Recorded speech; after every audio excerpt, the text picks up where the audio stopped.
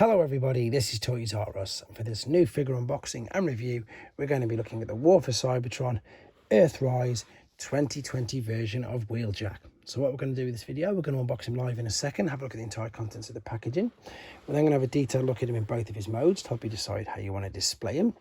We'll also see how he looks and compares with the Netflix version of himself, and of course we can do some comparisons and see how he displays next to his original Generation 1 version as well. So there we go. As you can see, quite a bit to get through with this video. So before we get started, I'd like to remind anybody who's not subscribed to this channel, if they'd like to hit that subscribe button for me now, please, because again, it really will help this channel out. So yeah, I know it's obviously later than 2020, but I've managed to pick this up at a ridiculously good bargain price. So I couldn't resist it. I've got to purchase him, and yeah, let's have a look at him. But before we do so, there is the Earthrise artwork that, to be fair, it's nice to see again. I've not seen that in a couple of years.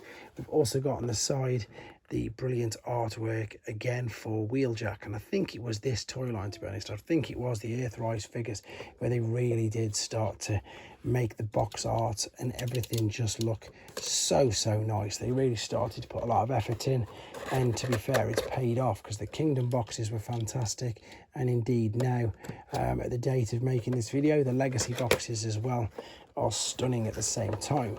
So funnily as well, going back to, of course, the plastic bubbles, which is what is in here, and as you can see, he's fully in there with the plastic ties and everything. We've got this in the back. Now I believe there's actually, you can even see that, so I'm not even going to take the red strip off. You can read that says Antilla through there, so that would be his secret word. And we've got the instructions there as well. So what I need to do is set him free from there, and I'll come straight back to you. Okay, so we've set him free from his packaging, and we're going to do some first impressions. And again, I've not experienced or seen this figure in hand, and it's much brighter obviously in the Netflix version. We'll have a much better detailed look at that in a second. But it's Wheeljack, isn't it? Wheeljack's fantastic. We've got a great head sculpt there, lovely detail on the blue eyes, articulation wise. You've got turning around, you've got looking up and down, so it's on a mushroom. Fantastic full range there. Shoulders will go all the way around out to the side. We've got bicep flexion, we've got wrist swivel, we've got waist swivel, hips to the side, to the front, knee bend, ankle tilt and rock. To be honest, as you'd expect with a new figure, pretty much full range of articulation there, and it just looks really good. He's not pure white, but he's definitely obviously whiter, as I've already said, in the Netflix version. He's obviously got 5mm ports there in his forearms and the top of his shoulders, which is a bit disappointing because he only comes with this. And I think this is one of the main reasons that I didn't go for him, because Wheeljack should have loads of accessories. He's just got this, but of course with the combat system, with the fossilizers and stuff, it's so much better now. We've got the spoiler, which looks like, can it come off? Yes, it can come off, but it is included on it. He's got loads of tampographs all over him, which is brilliant. We'll have a bit more of a detailed look at these in his other mode, but there's the Autobot logo as well. Just overall, I suppose he looks chunky, looks good, and he's a great homage to his Generation 1 self. So let's have a look at him now in his alternate mode. Okay, we're back, and as you can see, he's in his alternate mode already. Quick apology, no transformation process on this video. One is to keep the main length of the video down, and two is not to spoil it for people who don't want him spoiling for themselves. Again, you may pick this up quite cheap like I've just done, and you want to experience the transformation process for yourself that first time.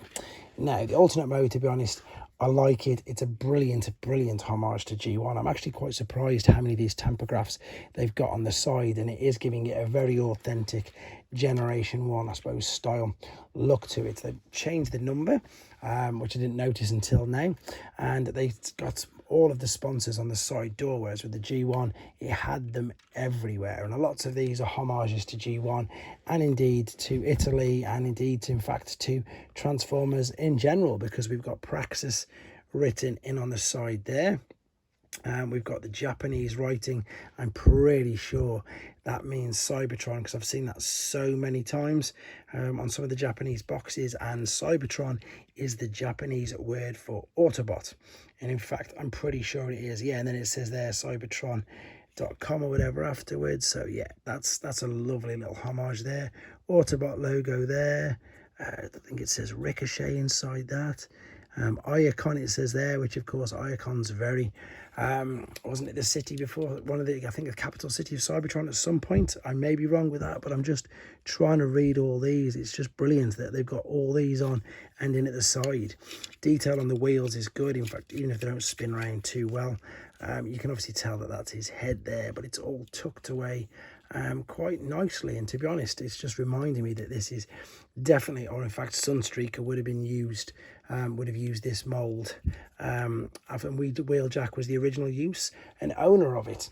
Again, the letdown, I suppose, even though you didn't have accessories in the G1, is we've only got this one weapon, so we can pop this in the top and it doesn't do anything for it whatsoever.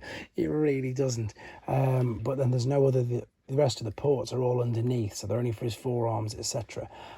So I suppose the good thing about this is if you haven't got this particular accessory, it's not going to be too detrimental. If it's missing the spoiler, that, however, doesn't look anywhere near as good. So I'd say if you are, like I did, pick this up after it originally was released, or if you're picking it up second hand, you're going to want the spoiler, because it definitely makes a difference when you're displaying in this particular mode. But not much more to say about that mode. Let's have a look back for the final time and do some more comparisons in his robot one. Okay then, back for the final time with him in his robot mode, and this is the mode that I'm going to choose to be displaying him in.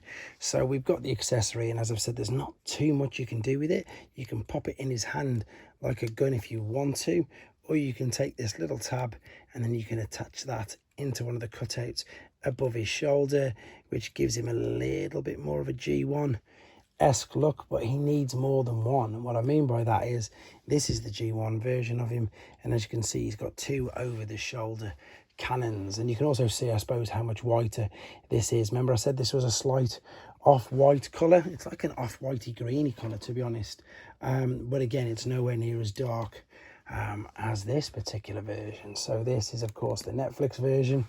This one just looks a little bit more war-torn, in honesty, and just, I suppose, for display purposes, I've put that in his hands. But what I did want to show you is just how much better it would have looked if they'd have given us two, just so we could do that. Now, instantly, that looks loads better. It really does. But yeah, quite a nice figure, to be honest. And funnily enough, as I say, I managed to get this guy beforehand, and you can totally see how they use the mold to make him, in all honesty. So that was quite interesting to see that, a little step back in time with it, shall we say. Overall though, he's a great figure. He is leaps and bounds better than this guy, which was of course one of the other generations versions of him. Totally different league, as I'm sure you can tell. Obviously not got my loose one of him is combined up to Skyrain at the back, but it's just a different figure altogether. It looks so much better. The translucent in the windows just works well.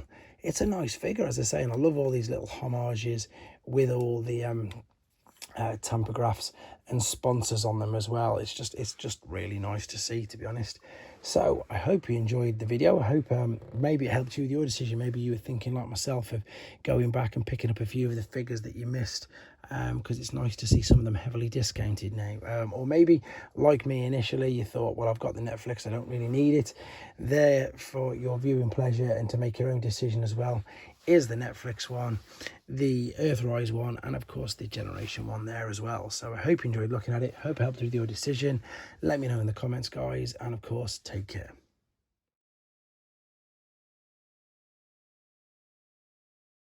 Thanks for watching. Like and comment, and don't forget to subscribe.